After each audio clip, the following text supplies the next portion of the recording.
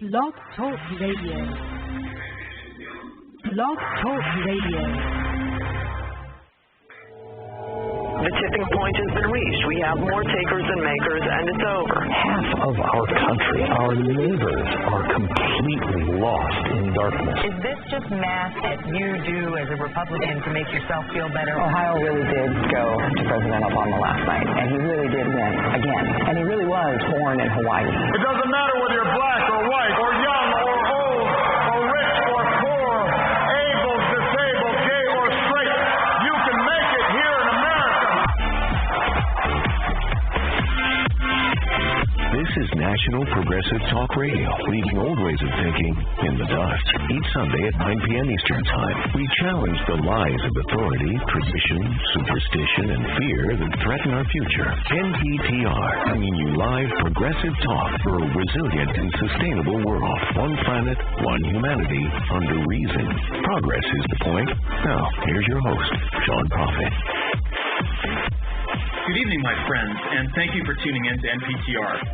Before we begin, a quick program announcement. Due to a scheduling conflict, this show is pre-recorded, so unfortunately we cannot take any live callers. Tonight we have a very special guest who has literally written the book on critical thinking. Before I introduce him, let's talk a bit about recent events. Not a day goes by when it's not absolutely blindingly obvious how much this world needs a heavy infusion of critical thinking. We can't seem to solve our problems.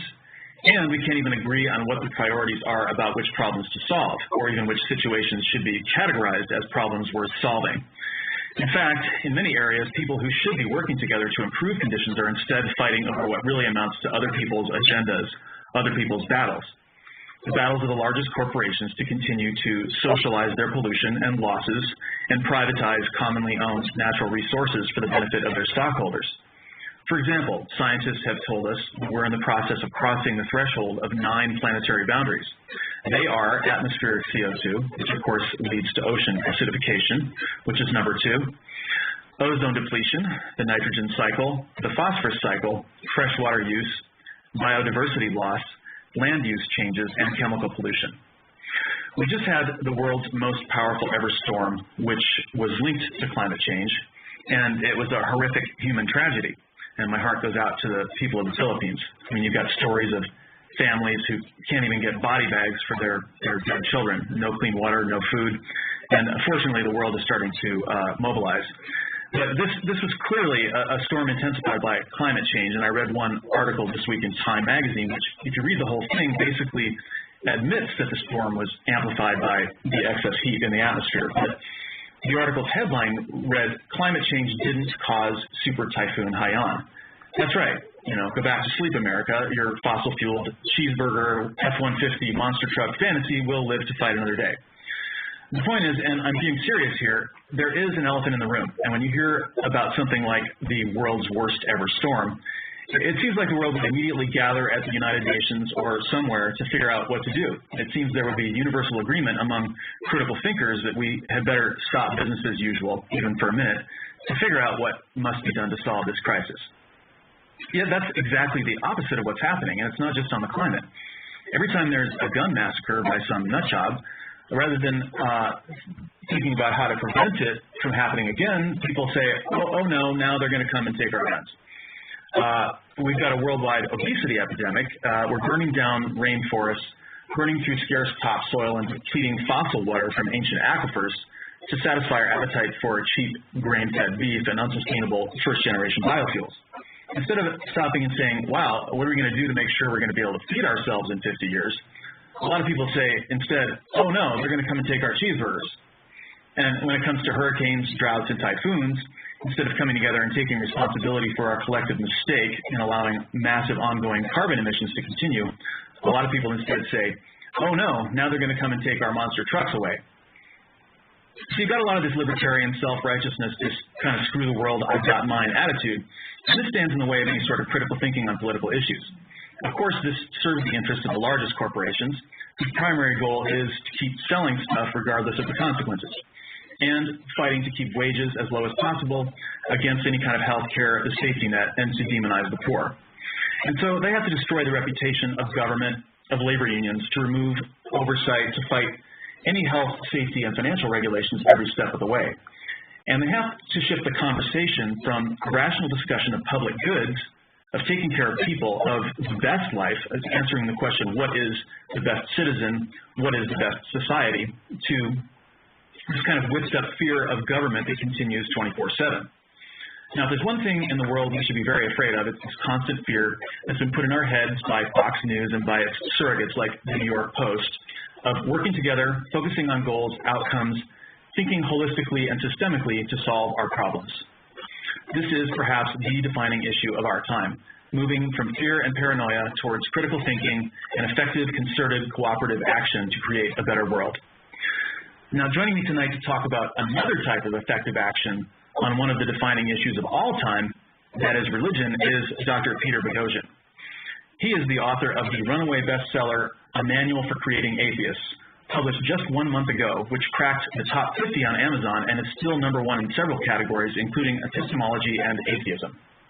Dr. Boghossian was thrown out of the doctoral program at the University of New Mexico. He is now a full-time faculty member in the philosophy department at Portland State University. His goal is to teach people how to align their beliefs with reality and to embrace reason. He has worked with people in prisons, hospitals, public and private schools, business seminars, colleges, and universities. He bases his philosophy around critical thinking and places great emphasis on the application of the Socratic Method. He has been a councilman for the state of Oregon, the chairman of the Prison Advisory Committee for Columbia River Correctional Institution, an advisor to Sockeye Magazine, and the Weekly Alibi. He has an extensive bibliography which can be found at Boghossian.com. Welcome back, Peter. It's really great to have you on our program again. Thank you so much for having me. I appreciate it, and I appreciate your focus initially, which is something I've been thinking about more and more, environmental issues. Yeah, thank you so much. I mean, I know that you try not to get too political in your book, and I know that I've heard some other interviews, and of course we talked about this last time.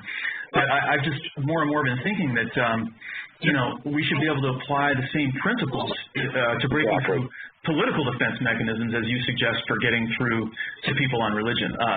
Yeah, exactly. And I think there needs to be some kind of a triage in terms of our problems or the problems that we collectively face. And addressing the root problems are the things that prevent these issues and situations from being dealt with is priority #1. So faith is priority #1. We can't even have a reasonable discussion about almost any kind of foreign policy or public policy if people derive their morality from ancient books, or if they pray and make their decisions. So once we help people to toss away forms of reasoning or ways of thinking that are unreliable, then we can engage discussions. But you're absolutely right to bring up these issues. I don't talk about politics. I'm not sure how talking about an environmental issue necessarily leads to politics. I mean, I know that it seems like a funny thing to say, but it's in all of our interests to have clean air and clean water and the commons. Yeah, well, I mean, why do you think that's such a hard concept to get across? It just seems like I have tried in so many times, so many ways to just, talk about, because I talk a lot about energy and the environment, my personal page and in general, and I get as much flack for that as I do talking about religion. That's fascinating to me. I mean, I think it comes down to what people value. And the intro, you mentioned the application of critical thinking. And part of the problem, I think, is that we value the wrong things. And when you value the wrong things, that necessarily has consequences. So if you don't value clean air or clean water, or if you don't value ways of thinking about reality that will increase the likelihood that you'll come to a conclusion that's anchored in something substantive and something real, then you go further and further astray from that, and it then becomes more difficult to bring yourself back. I mean, you're absolutely correct. It's a tremendous problem, and rather than sit around and talk about what the problem is, let's do something about it. Yeah, well, let's talk about your methods then. I mean, in your book, you begin by talking about street epistemology. Can you explain that term and how you came up with it? Sure. So epistemology is how you know what you know, and it's a fancy word for just that, how you know what you know. and it's the study of knowledge, thinking about knowledge, how we come to knowledge. And the word street, I like the juxtaposition, like matching with the word street, because it's not something that's just academic. It's something that you can literally do on the street. You can do anywhere. You can, not only can you think about these things and to impose these ways of reasoning on yourself, but just through talking to other people, you can help them use more reliable ways of reasoning. And actually what it comes down to is you can help them value the right things, which is the scientific method, critical rationality, belief revision, a trustfulness of reason, etc. Yeah, well, I mean, getting back to that term, very few people outside of philosophy are familiar with the term, and you know, when I've used it in the past, I've had people's eyes kind of glaze over, and you know, I've said, you know, you're telling them not just that they're wrong, but they haven't examined their epistemology, and then you know, it's kind of a hard sell because you're telling them they're wrong, and then you're asking them to learn a new word. So yeah, sometimes it's really one of the only, I only use two big words. It's only one of the only $2 words I use. But people, it tends to put people off, and they think you're being an academic or you're being a snob. But I mean, I don't use it because I'm a snob. I use it because it's the best word to use. That said, increasingly I'm shying away from using the word. We took it out of the title of my book, too. So increasingly I'm shying away from using that word. It's just even though it really does capture the best concept, it captures exactly what you want to say. It does. People tend to think you're a snob or you're an intellectual or something, and so just you can totally not. You don't have to use the word all. You could say, for example, I don't know how you know that, or I'm interested in how people know things, or I'm interested in how people come to their beliefs, and it sounds a lot less pretentious. Yeah, yeah. Well, in the second chapter, which is entitled Faith, you break things down in a way that I'm telling you, I mean, like, your light bulbs were going on because I've had these debates myself for at least 10 years, you know, the atheism wars, you know, and it's just, this is a simple phrase that you came up with, pretending to know things you don't know. And it's a refinement of this idea of a belief without evidence, but that phrase has a power that resonates in a new way, and it's so simple. How did you come up with that? Well, the idea of pretending to know things you don't know, I certainly can't claim to have, I think I popularized it. It's been around for a long time. Mark Twain said it. It's just that it has a lot of traction, it has a lot of currency been out there. It has a lot of history, but until recently, until that chapter, it really hasn't had a lot of use. Jerry Coyne just wrote a piece in Slate in which he used pretending to know things you don't know, so hopefully that idea is going up. So let me take a step back and thank you for reading the book. I appreciate that. It makes the interview much easier. So I think when you call people out that they actually are pretending to know things that they don't know, I think that changes the nature of the discourse. I think people have to be held accountable. And as you said, when you have discussions about religion or about faith or what have you, often the discussion will focus on the meaning of words. This isn't semantics. These are very, very important distinctions in the words we use on boards. And so I try to break down what does the word atheist mean. And frankly, I'm surprised that the people in the quote-unquote atheist community have not come out against my definition, but I thought that would be one of the main criticisms of the book. Turned out I was wrong. So it's really important to define what we mean by these terms so we can advance the conversation. And we simply have a lot of people who are pretending to know things they don't know. I mean, that's also true to bring it back to the environment. The issues of global warming, anthropogenic global warming, or no matter what the issue is, people pretend to know things they don't know. And we've created these cultures in which that is a value. Again, bringing it back to something we spoke of.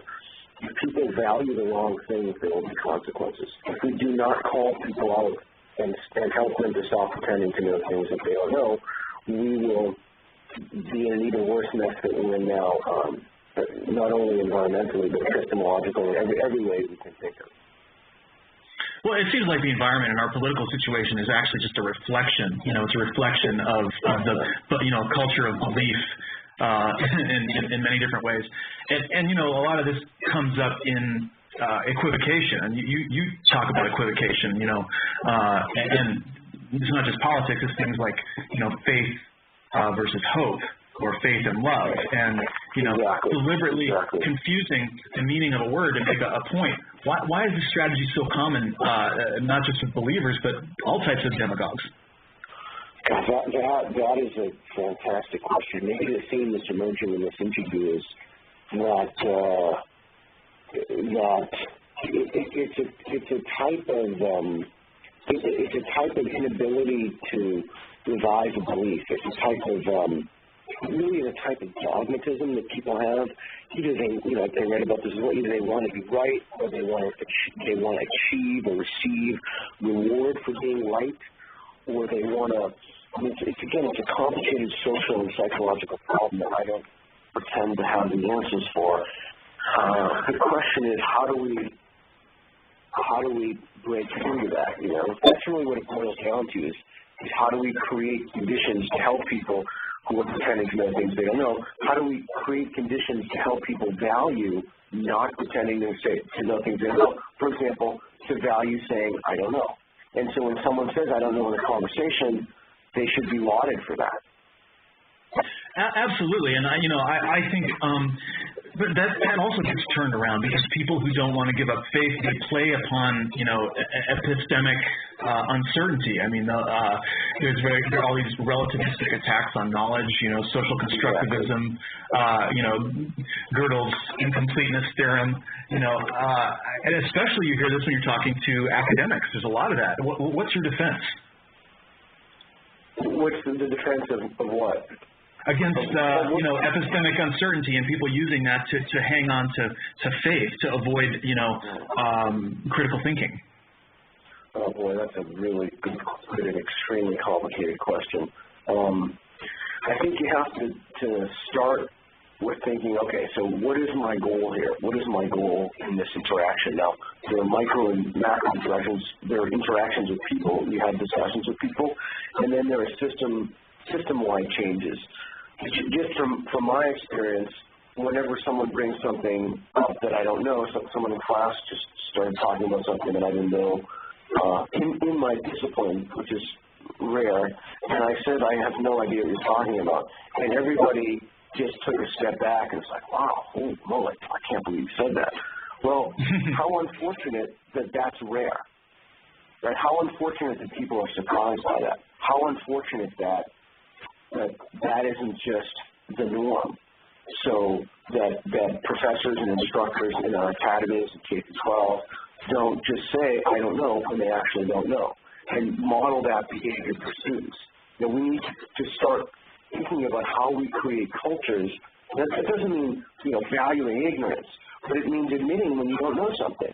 So how do we start creating these cultures where it becomes acceptable and okay to say, I don't know? I think that problem, by the way, is worse in graduate schools.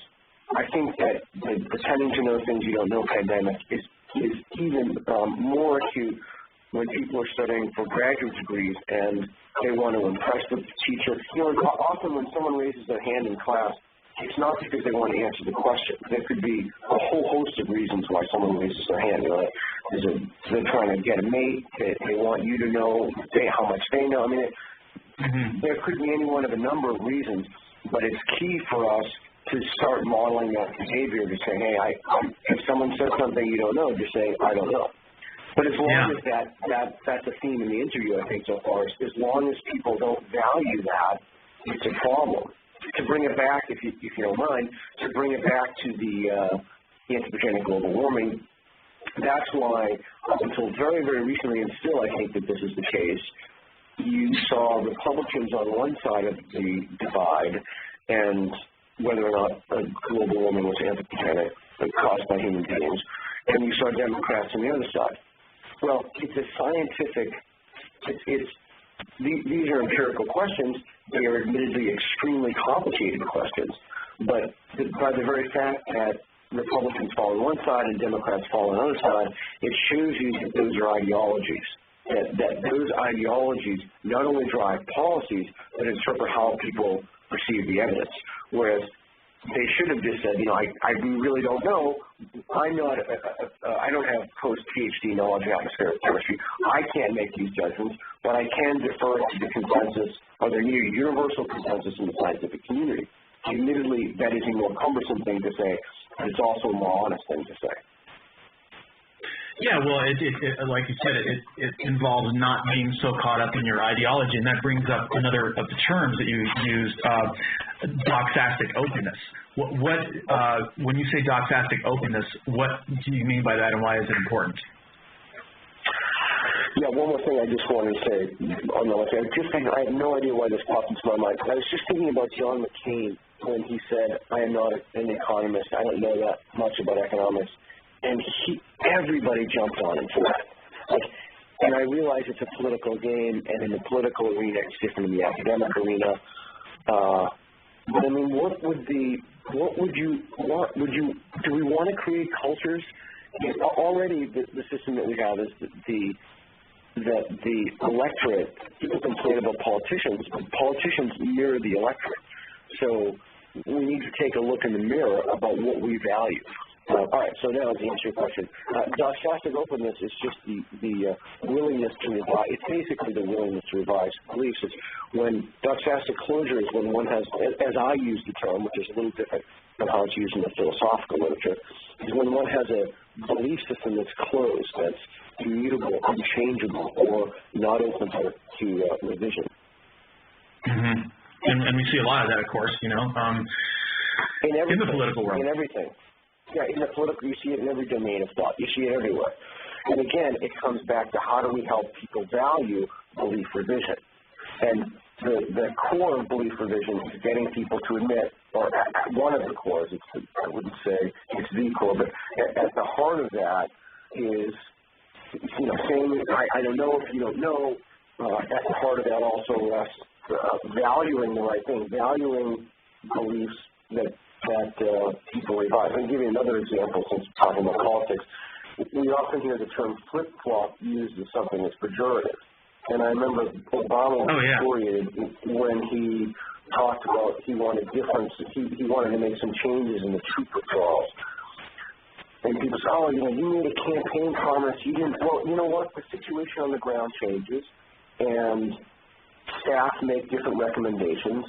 And if people don't change their minds, then they're not in the process. They're not constantly reevaluating the evidence that comes into them. So the whole idea that there's this flip-flop is itself pejorative. It's problematic. I mean, we should value people who change their minds based upon evidence that comes in. I mean, of course, because if you don't value that, what?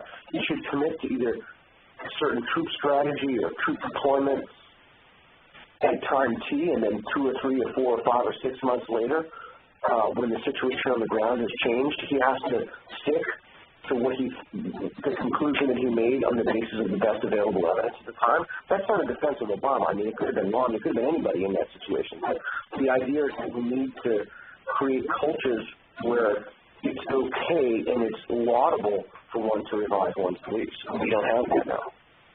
What you're really talking about is systems and systemic thinking. I mean, where you're open to feedback and you change the output of the system based on conditions and circumstances. And I think that's what we're missing. I mean, that's what we're missing with the environment. We have this feedback from the environment. We've got these scientists who are in charge of watching it, and they're telling us something, and we're not listening. We're not revising our beliefs. Yeah, that's right. And so how do we make that a value? And the problem is not only how do we make them, but it's kind of a circular problem, is that some people don't value belief revision in the first place, and that's conspicuous in the realm of faith. It's also in other realms as well. So how do we instill a value of belief revision in people who don't value belief revision? Well, I mean, and this gets back to Socrates a little bit, and you're talking about him. Now, I'm totally not an expert on Socrates. You are. So if I say something wrong, you'll let me know. But I believe he said the unexamined life is not worth living. And that seems to be that he puts, the value of self-examination above all else. And, he's not just looking at the issues of his time, but he's looking at his own life. And, a lot of people in the modern world seem to do almost anything to avoid having to examine their lives or to look at, both sides of an issue. I mean, how would you, in the Socratic tradition, convince people of this need to self-examine and self-correct? Boy, that's a great question. I do think that Socratic way of asking questions, I do think that the examined life is worth living, and I do think that it is possible to nudge. Let's just say nudge. An important distinction. I don't think we're going to make this change overnight. But it is possible that we can nudge people towards valuing these things. In my book, I give some examples. I think it's in chapter 9 about how we can do this with plays, screenplays, movies. We can make new villains, face demons, and we can use pop culture. We can use the internet. We can use music and media, particularly for young people. I think it's possible. I mean, it's certainly an uphill battle. One thing, to directly answer your question, one strategy that I recommend and that I think will work is we make the, and this is, I talked about this in my TAM talk, is we start with ourselves and we make the change. So when someone asks us a question and we don't know, we say, I don't know. And we don't look at the ground or the floor and say, I don't know. We look people in the eye and say, I don't know. So that's one thing. The second thing is that we go out of our way, actually, to do that in front of other people. So we model the behavior that we want to emulate. If we want people to say, I don't know, with regard to anything, but in the context of my book is, it's about faith, but it really could have been about anything. So you have to model, you have to use those modeling strategies. That's why when I'm asked a question in class and I don't know, I make, it's not a big deal, but I make sure that people get that I'm saying I don't know. I don't know, let me look it up, I'll get back to you on that. Or maybe I can ask someone who does know. But I think it's damaging and dangerous to everyone when we don't call people out for pretending to know things they don't know. I think it creates, not only does it create a terrible situation in life, but it deepens the person in their own delusions when no one calls them out. If no one calls somebody out on something, they become increasingly convinced that their thoughts are true. You can, by the way, look at that on a large-scale basis thing like Saudi Arabia, when you can't even bring books, when you can't even think about other epistemic systems. You can't even think about alternative ways of knowing. You can't even bring in these things into the discussion. Well, one consequence of that is that if people are exposed to alternative ideas, they become increasingly convinced that they become more dogmatically closed. They become more certain that their conclusions are true. So this isn't about atheism. This isn't about belief in God. This isn't about any of those things. Those things are consequences of value set that people hold. They're consequences of epistemology. They're consequences of the way people look at the world. So how do we help people how do we help people to value understanding the world for what it is, as opposed to valuing being in make-believe land? And then, continue. And then once we do that, how do we then, so we're already made a step. So then let's face these problems. Let's talk about these serious ecological problems that we have as adults at the adult table. Let's not pretend that our book is perfect and that it has all the answers. Let's not pretend that we can receive answers from praying. But hey, if you think you can receive answers from praying, and I would like an answer to an unsolved, I said this to Dan Barker the other day, I'd like an answer to an unsolved mathematical problem or something, and if you can produce those, then we can really have an interesting discussion. But until then, we leave our superstitions to the side. We value the right things, evidence-based thinking, science, critical thinking, and we have discussions about very serious matters that affect us all at the adult table. And until then, if you're not capable of that, and you're not willing to do that, then you have to go to the kids' table. You don't have a place in these adult conversations. You can go at the kids' table, you can draw with your crayons. Right, and of course, you actually, in a way, you're doing people a favor by sort of calling them out. I mean, this is something that, we always get taken to task for, is like you're insulting people, you're telling them they have to go to the kids' table, but in fact, you're actually helping people by pointing these things out. Oh, absolutely. That's right. This is about help, and we do this because we care about people. I'm not mad at somebody whose brain has been rewired by the faith box. I'm not upset with them. They may be upset with me. Some people certainly are upset with me. But I want to help them. But even beyond helping them liberate themselves and live lives free of delusion, I'm going to solve our freaking problems. I have 2 kids. I have 2 children. I don't know. Do you have any children? Yeah, I have 3 adult sons. Oh, wow. I didn't realize you were that old. Yeah, so, I mean, we want to make the world, or I should say the eventual. I mean, the basic idea is we want to make the world better for our kids.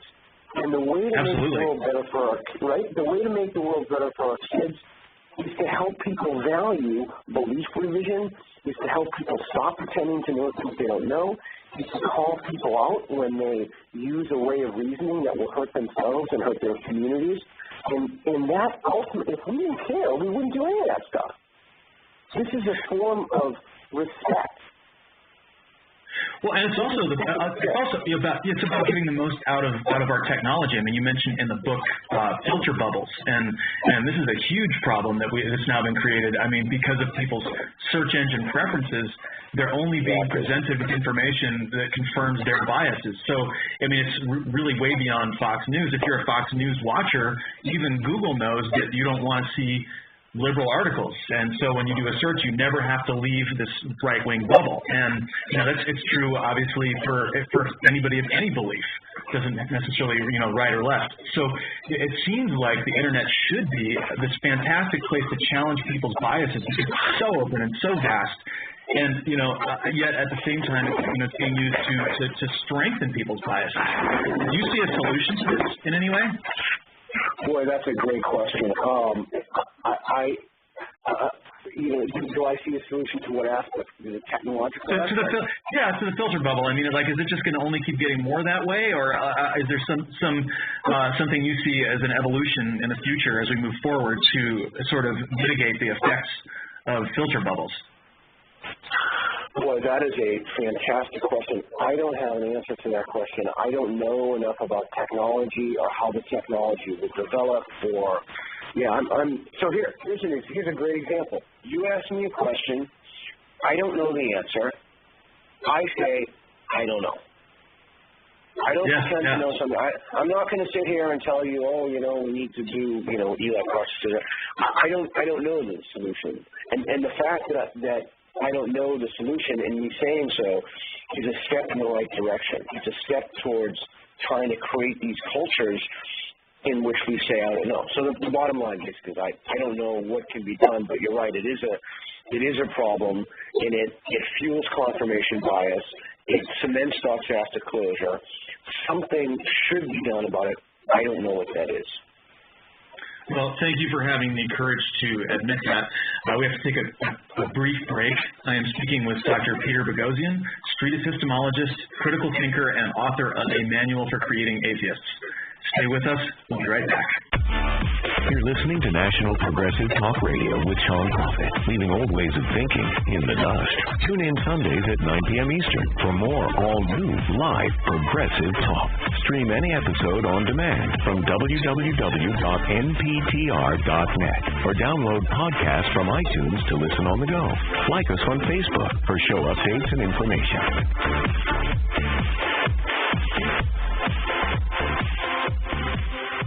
And welcome back, Dr. Boghossian. In your book, you take us through a number of interventions, which are really example dialogues with various believers, people who are trying to talk out of false beliefs. I'm interested as to whether these are composite reconstructions of conversations or if you actually recorded them live. That's a great question. Before I answer, I'll say, so it's not just that I talk people out of faith or superstition or bad ways of thinking, but it's essential to be very clear and explicit now that you're not just disabusing someone of harmful notions, you're giving them something too. You're giving them tools. You're trying to encourage them to value critical rationality. So it's not just about talking people out of a superstition, although that certainly is important. So to answer your question, they're almost verbatim reconstructions. So I'll go back and I'll have these and I'll just immediately. I used to write them down, but now I like everybody else, I'm getting to be quite a good typer with my phone. I type it on my phone, so I'll type them in on my phone, or I might email it to myself. I have a little program I use, but they're pretty much verbatim. And again, I do that right after it happens. It happens so much all the time now that I only write down the more interesting ones. I could have doubled the conversations. I could have increased the number of conversations considerably. But what I try to do is each chapter in the Manual for Creating Atheists has a dialogue that matches that chapter. So the chapter on Dark After Closure has talked about that. The chapter on academics and liberalism and the left and race and Islam and all that stuff, there's those conversations, etc. Yeah, I mean, some of them, like the one with the parent, I really liked, and the one with the girlfriend, really good, highly effective. I was wondering, though, about the one with the doctor of naturopathic medicine. I mean, you're dealing there with a situation, someone who spent years of their life pursuing a certain belief system, and not only that, but a practice and school and everything. Not only that, they make their living that way. And it struck me, you're trying to basically talk somebody out of how they make their living. And I kind of see two problems there. One is, the motivated reasoning. I believe in this because it's how I feed myself. And the second one is, sunk costs. I mean, somebody has invested this much time in something, and they tend to want to, keep throwing their energy and their belief after those sunk costs. I mean, you didn't really end up talking her out of her belief in acupuncture, and I'm not surprised about that at all, because it's a little bit like trying to turn a preacher, into an atheist, isn't it? Yeah, so that was an example of Dark After Closure. And so you are absolutely correct. When there are other factors like financial factors in play, it's even more difficult. It's another hurdle. It's another barrier that one has to cross. And so the question becomes, how does one do that? And we had been speaking of the Socratic Method. Ultimately, what you want to help people do is impose this method on themselves. And you want to move them. In the book, in Chapter 4, I talk about the trans-theoretical model. You want to move them one stage. Now, that intervention, as far as I know, was not effective. I did not move them any stages, and it could be because there were just too many factors in alignment. It could be that there were too many forces there. I had thought that the one point in that dialogue when she said, I can cure or whatever, and when I said the Marburg virus and what have you, I thought that she would say, oh, well, okay, but that didn't work. And then I tried a few other things in dialogue, and that didn't work. So as far as I know, it was not effective. Now, it could be that got her thinking afterward. I don't know. I haven't. I don't even have a card or something. I probably shouldn't call her. All right, put the dialogue in the book. It's probably not a good idea. As far as I know, that was not effective. Yeah, you didn't use her name or anything, so that's probably okay. But, I mean, you might not know this, but I was raised in a religious cult, and I became a minister there. I was a minister for about 7 years, and it was a huge process for me to leave. And, it took me a long time to come out of the belief system. And, so once I left, I've tried to work on convincing other people that I grew up with to come out. And, it's one of the reasons I started the radio show also, is because it really morphed into my views, my political views changed, and, really wanted to help with a larger world. But, looking back on that, there are people who have invested their whole life into that church, and at least two people I've tried to talk out of their beliefs have been there for more than 35 years.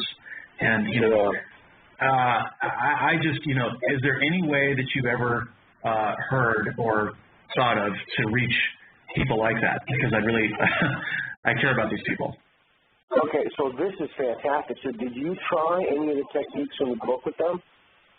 No, these are conversations I've had in the past, where I've maybe had to talk, like a half an hour conversation or something, and tried to say, tell them about my experiences, my deconversion, and, just trying to say, why are you still here? And so I'm sorry. That's it. So that, I mean, that is, so those, that's interesting, because those conversations were pre-street epistemology, were before you read the book. Now, what would be really interesting to me is if you went back and you thought of some of the things that you just have the templates and the words you use in your mind, and then try to speak to them and see how effective it is, because you are ideally situated for that. I mean, ideally situated for it, better than myself. Yeah. I mean, just for example, in a few hours, I'm going to go. When is this program going to air?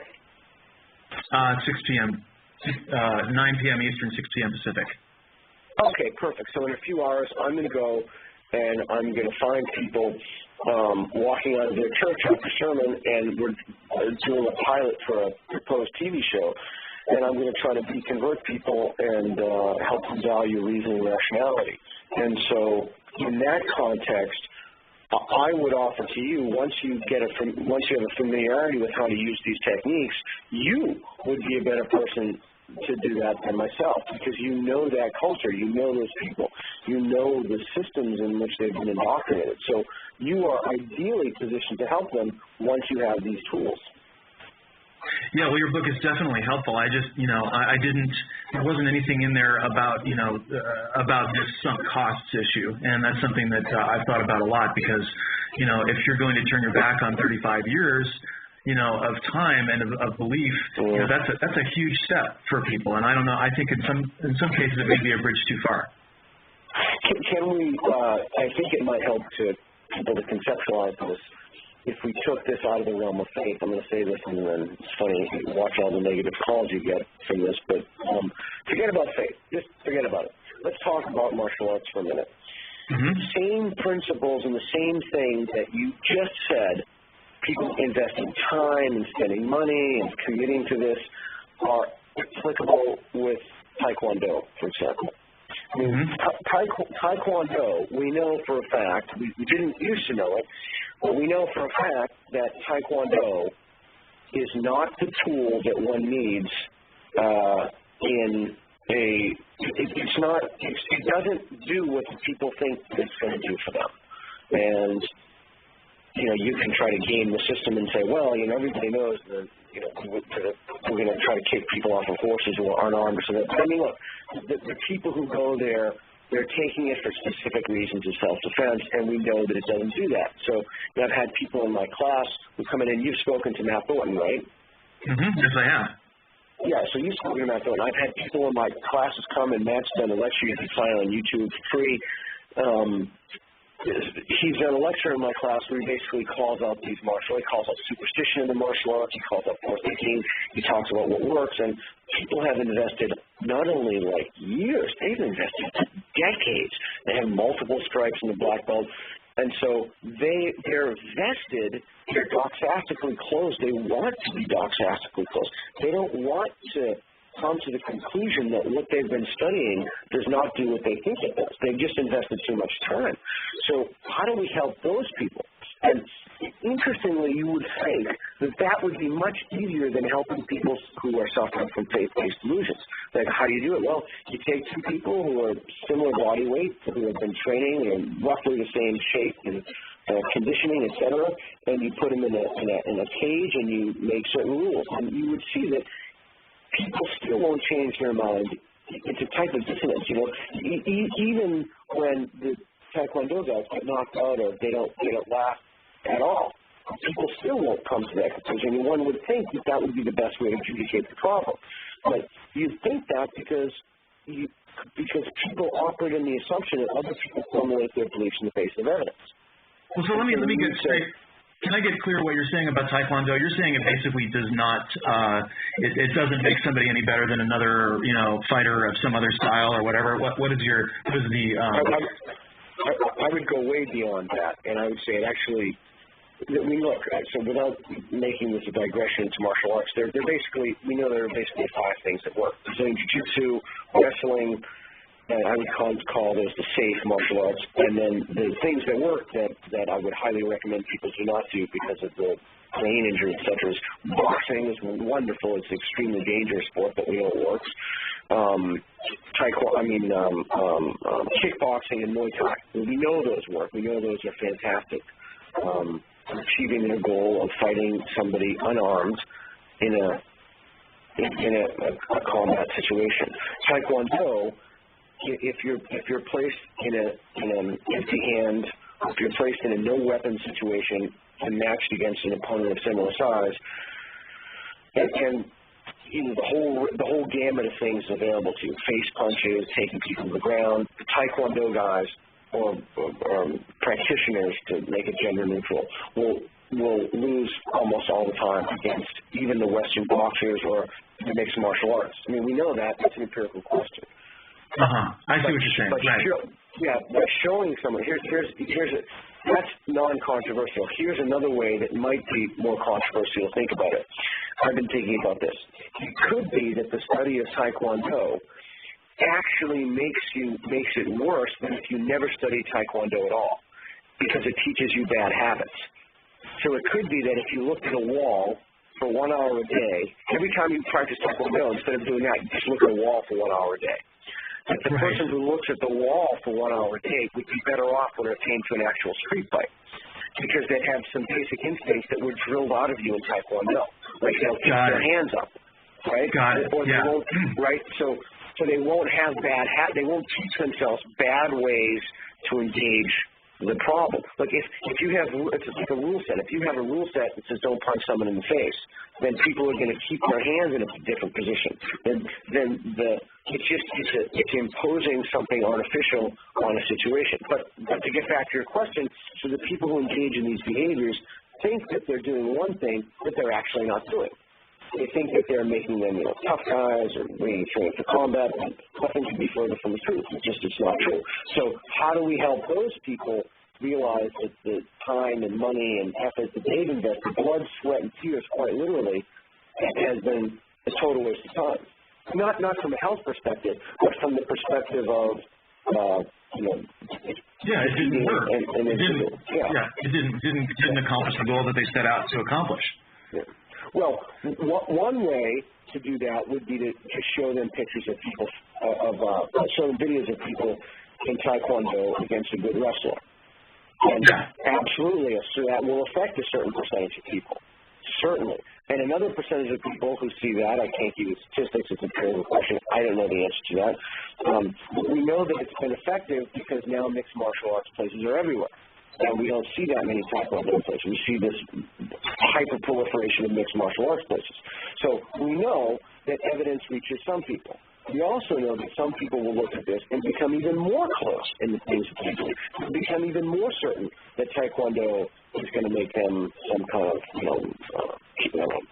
Superman fighter or something. Yeah, and it seems like getting somebody to to become unconvinced about Taekwondo is actually easier because you can bring evidence to bear. But when talking to believers, as a former believer, I don't have any real evidence to bring to bear on that conversation. Other than to get them to question and to use the techniques in your book. Yeah, that's right. And so there are certain people. And you could show them, you could literally say, okay, I'm going to pay $100, and you're going to sit here for 8 hours, or 5 hours, and you're going to watch 50 fights of guys in Taekwondo against boxers, kickboxers, and person after person, maybe one guy gets a kick in, knock someone out, and then you can do a pre and a post test. You can just look at it as kind of a scientific study. Okay, and what are your beliefs about this now? Give them the intervention, which is they see the videos, and then give them a post-test, so you pre-test, intervention, post-test, and then you ask them, now what do you think about it? And you compare the results between the pre-test and the post-test. Now, there will be a certain percentage of people, there is simply no evidence that you can give them at all.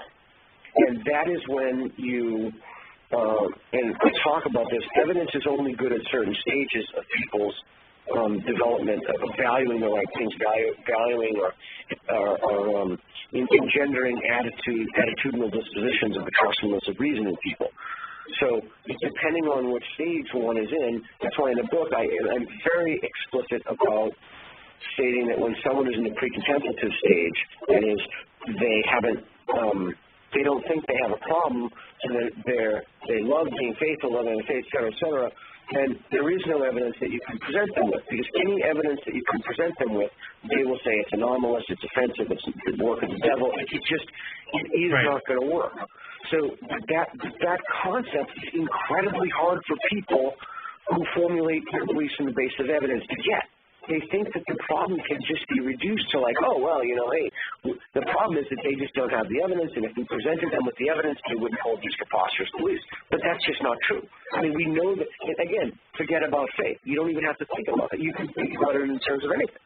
If people just knew the evidence about global warming, and again, I cite studies, peer-reviewed studies in which people have actually done this. They've actually teased this out and tested this. So it's very difficult to attempt to help people understand that there are some people who simply do not formulate their beliefs on the basis of evidence. So presenting them with evidence is just not going to do it. It's not the right strategy to help them free themselves from delusion. It's just not. Yeah. Well, and regarding that, I would like to bring up another philosopher to ask you about him, because are you familiar with Jonathan Haidt? I am. He's a psychologist, but sure. Well, I mean, he's not necessarily a critic of yours, but he does seem to vehemently disagree with the idea of critical thinking. I saw a lecture of his that was posted by DJ Grothy the other day, and I looked at it, and he essentially claims that critical thinking is impossible because we're ruled by our emotions. And, that's something that Hume said, reason is the slave of passions. Have you ever debated Mr. Haidt? What do you think of him? No, I haven't. I don't know him. I have tremendous respect for him. I know his work as a social psychologist. I know that he's probably among the most famous living psychologists right now. I think he is certainly right. I don't know if you call him a social psychologist. I think he's certainly right that there are certain issues that have an emotional valence that change people or color people or make it incredibly difficult for people to value belief revision or to actually change their beliefs. I mean, for example, it's a horrible example given that we're both parents, but after the child, and again, excuse me for using that example, I don't want to trigger anything. No, that's okay. But if one's child were to die, it would be incredibly comforting to think that child were in heaven or a happy place or what have you. So those issues have such emotional power that, of course that's going to shut up, particularly in the early stages of grief. I mean, of course that's going to shut off those mechanisms of critical rationality or bypass them. So it would be silly, frankly, to think that's not the case. Right, but I mean, that's an extreme emotion. I mean, somebody dealing with that's probably one of the worst things that can ever happen to a human being. But there are just everyday things like, in-groups and out-groups and, people who think that there should be authority and keeping others subservient, keeping society pure and sacred, reinforcing social taboos. Tradition, racism, all those things seem to be considered by Haidt to be legitimate avenues for moral reasoning. And I know this is beyond the scope of your book, but it seems to me that tradition and these kinds of human tendencies are as big a problem as faith. Would you agree with that? As big a problem as faith. Yeah, it depends. I mean, I think we're talking about a lot of categories of things. I mean, for example, did you say racism? I thought you said that. Did you say that, or did I miss it? Well, racism as basically in-group, out-group thinking, which is one of the things that Haidt cites as a basis for moral reasoning. Yeah, so I did not watch the video that DJ posted, so I can't speak to that video. But I can say that if you look at the idea of racism, within the idea of racism is not don't change this belief.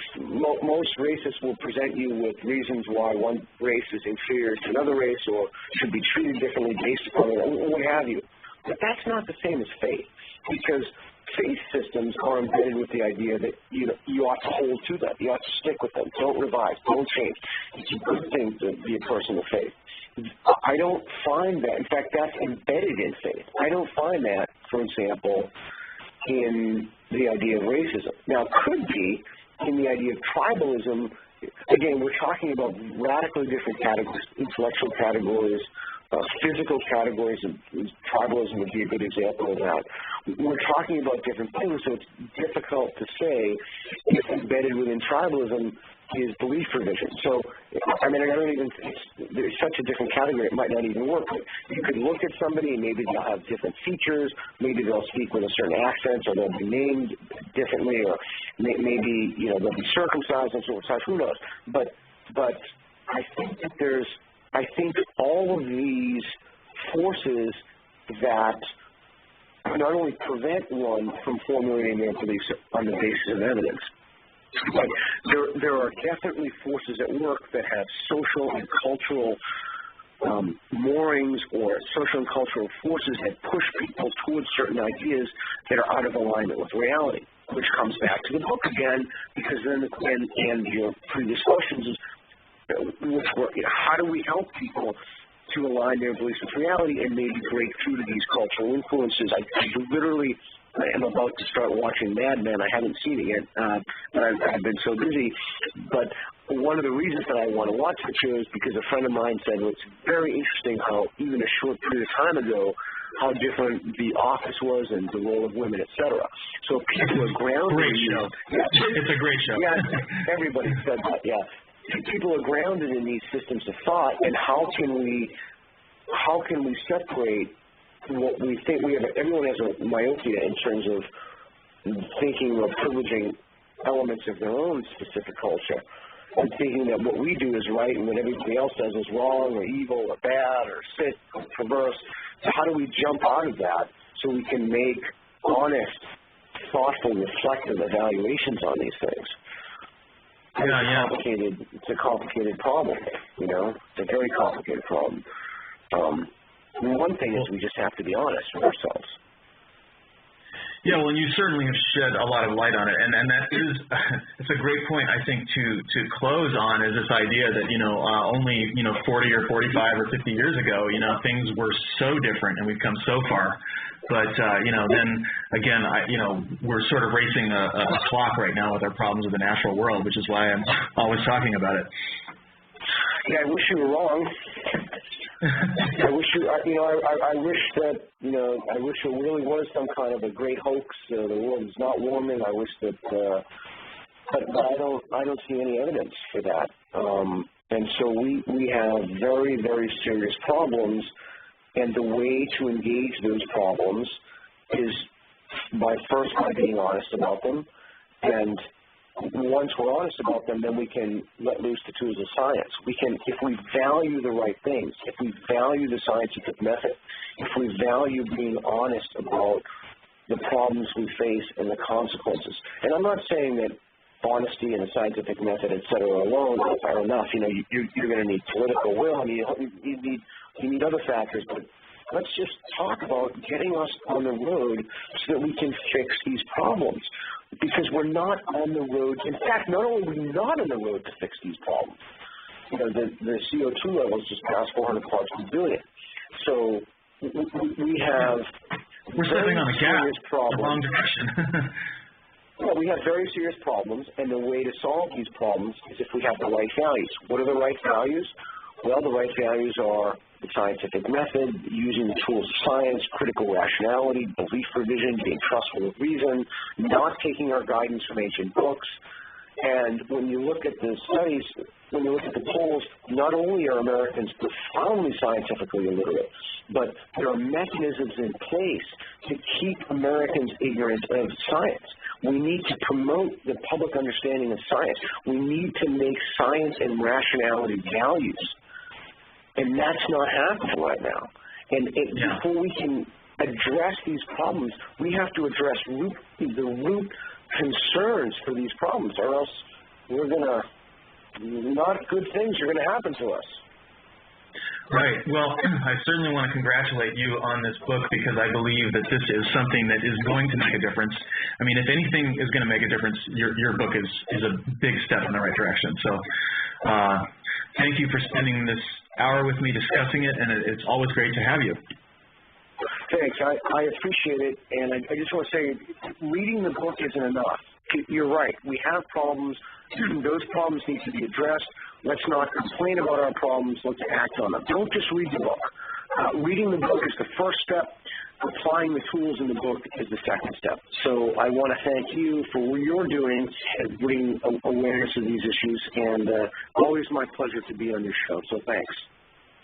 Absolutely. Well, you have a great day and evening, and I look forward to it whenever we can talk again. Great. All right. Thanks so much. Okay. Bye-bye. And that is it for our show tonight. I would like to thank our producer, Lane Camp, our bloggers, Owen O'Neill and Serge Tachyon, our NPTR and Pragmatic Progressive and Big Slice Facebook fans, and our listeners around the world. We couldn't do this without you. Tune in next Sunday at 9 p.m. Eastern, 6 p.m. Pacific. Until then, stay progressive, stay active, and good night. This has been a production of National Progressive Talk Radio with Sean Prophet, leaving old ways of thinking in the dust. Tune in Sundays at 9 p.m. Eastern for more all-new live progressive talk. Stream any episode on demand from www.nptr.net or download podcasts from iTunes to listen on the go. And be sure to write down our call-in number, 347-326-9690, 347-326-9690. Like us on Facebook for show updates and information. This program is a production of NPTR, which is solely responsible for its content and is copyleft under a Creative Commons Attribution Non-Commercial Share-alike license. NPTR, where progress is the point. Theme music, copyright 5 Alarm Music, all rights reserved.